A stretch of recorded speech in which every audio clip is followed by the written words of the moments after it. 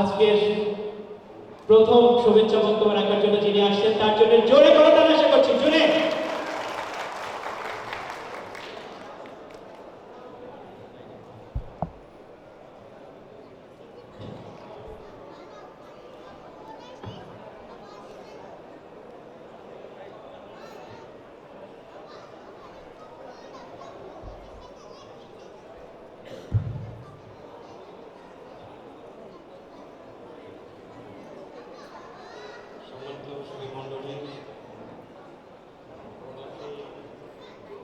Malaysia বাংলাদেশের কর্মকর্তাবৃন্দ, আমার ভাই ও বোনেরা, আপনাদেরকে আমি স্বাগত জানাই আজকে পহেলা বৈশাখের এই অনুষ্ঠানে। মালয়েশিয়াতে একটা কথা আছে যে বৈশাখী বোধহয় এটা হিন্দু কিংবা শিখদের একটা অনুষ্ঠান। আসলে এটা মালয়েশিয়ানরা জানে না যে এটা বাংলাদেশিরাও এটা উদযাপন করে এবং এটা কোনো ধর্মীয় অনুষ্ঠান কিংবা ধর্মীয় কোনো প্রোগ্রাম না। তো সেই জন্যে আগের বারে কোনো এক বছর, আমার মনে হয় কয়েক বছর আগে মার্দেকা স্টেডিয়ামে মালয়েশিয়ানদেরকে একটুখানি আইডিয়া দেওয়ার জন্য যে বৈশাখী একটা কি বলে যে কালচারাল প্রোগ্রাম, এবং এটা সাউথ এশিয়ার বেশ কয়েকটা দেশে একসাথে উদযাপন করা হয়, এবং সেই ইয়েটা দেওয়ার জন্যে মালয়েশিয়ানদেরকে সে আইডিয়াটা দেওয়ার জন্যে এটা একটা প্রয়োজনীয়তা ছিল।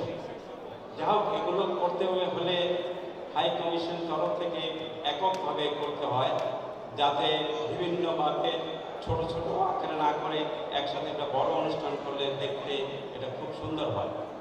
কিন্তু আমাদের দুর্ভাগ্য যে আমাদের হাই কমিশন তরফ থেকে এই ধরনের কোনো প্রচেষ্টা নেওয়া হয় নাই বলে হয়তো ভালো হতো।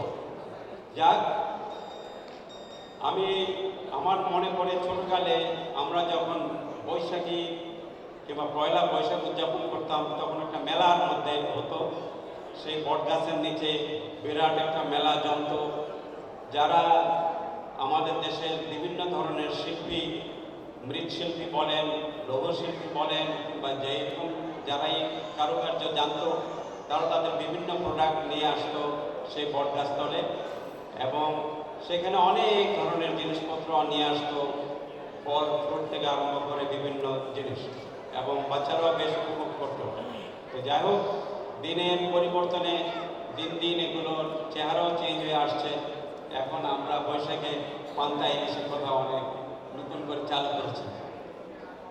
যাই হোক, আমার বক্তব্য আমি বেশি লম্বা না করে এটাই বলতে চাই যে যারা মালয়েশিয়ান আছে, sesapa orang Malaysia ada di sini, saya mau cakap ini Boisakhi bukan untuk orang Hindu atau orang Sikh, orang yang lain-lain kecuali Muslim. Tapi di Bangladesh 90% ialah Muslim. Tapi kita pun buat Boisakhi juga. Tapi Boisakhi ialah bukan religious program. Ini ialah cultural program. In Bangladesh, in the month of Baisakh, the year begins with a lot of flowers, a lot of fruits. So Baisakhi is also observed by Muslim people in Bangladesh, India, and in Burma, and also in Nepal. So, saying this, let me finish, and I wish you all the best. Thank you very much.